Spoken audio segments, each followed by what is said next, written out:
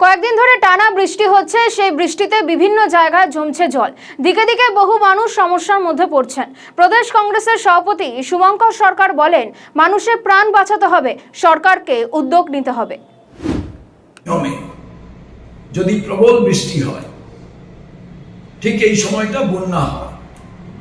নতুন সরকার এসছে, আমরা তাদের জোর দিতে পারি না। তার কারণ তারা মাস্টার প্ল্যান, তাদের পরিকাঠামো তৈরি করার তাদের সময় দিতে হবে। বাস্তব কোনো বিষয়ের বিরুদ্ধে গিয়ে আমরা কোনো সময় কথা বলি না। কংগ্রেসের আবেদন নতুন সরকারের কাছে, এই যে বিভিন্ন জেলাগুলো ইতিমধ্যেই বন্যার কবলে পড়েছে, সেই জেলাগুলোয়